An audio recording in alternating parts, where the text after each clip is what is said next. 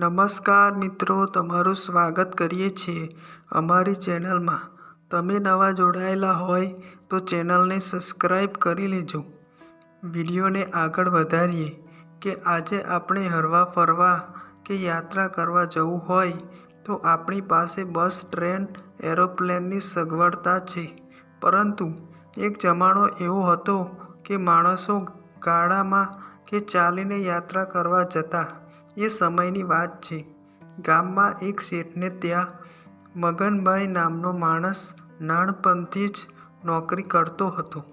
શેઠને ત્યાં મોટાભાગના કામની જવાબદારી મગનભાઈની હતી અને બહુ જૂનો હોવાથી એકદમ વિશ્વાસુ પણ હતો. મગનભાઈને ચાલીને દ્વારકા જવાની માનતા હતી. માનતા લીધાને પણ ઘણો સમય થઈ ગયો હોય. પત્નીએ ઘણી વાર કહ્યું, તમે સમય કાઢીને માનતા પૂરી કરી આવો. હવે બહુ મોડું કરો નહીં. આથી મગનભાઈએ તેના શેઠને કહ્યું કે મારે માનતા પૂરી કરવા દ્વારકા જવું પડશે અને માનતા લીધા પણ ઘણો સમય થઈ ગયો છે. તો તમે મને રજા આપો, ત્યારે હું જઈ આવું. જવાબમાં શેઠે કહ્યું કે આવતા મહિને તું જજે અને જ્યારે જવાનું થાય ત્યારે મારી પાસે આવજે. એક મહિના પછી મગનભાઈ બધી તૈયારી કરીને પછી શેઠ પાસે જાય છે અને શેઠે તેને પૂછ્યું કે તારે કેટલા રૂપિયાનો ખર્ચ થશે? જવાબમાં મગનભાઈએ કહ્યું કે શેઠ, લગભગ 100 રૂપિયા જેટલો ખર્ચ થશે. એટલે શેઠે તેને 100 રૂપિયા આપ્યા અને બીજા 100 રૂપિયા આપતા કહ્યું કે આ રૂપિયા તું મારા તરફથી દ્વારકાધીશને ભેટ અર્પણ કરજે, કારણ કે હું તો ક્યારે જઈશ એ મને પણ ખબર નથી.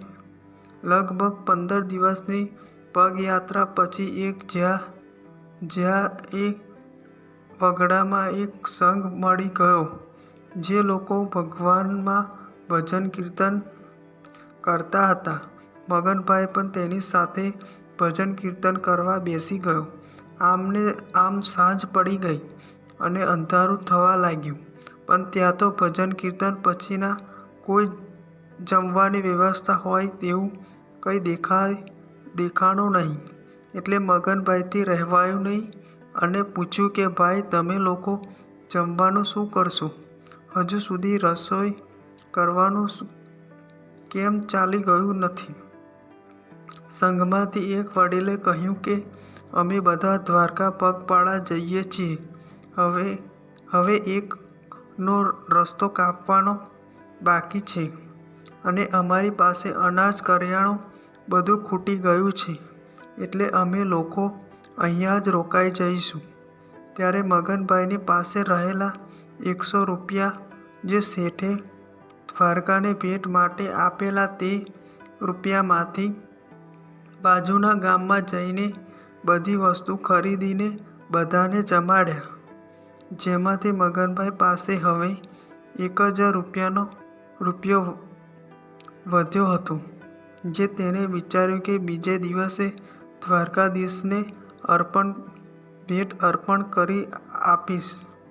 બીજે દિવસે મગનભાઈ સંઘ સાથે નીકળીને દ્વારકા પહોંચ્યો અને મંદિરમાં જઈને 1 રૂપિયો ભેટ ધરાવતા ભગવાનને કહ્યું કે આ ભેટ સ્વીકાર કરજો. મેં આમાંથી 99 રૂપિયા પગપાળા આવતા સંઘને જમાડવામાં વાપરી નાખ્યા છે. અને મગનભાઈ 2-3 દિવસ ત્યાં રોકાયા પછી ઘરે પાછા ફર્યા.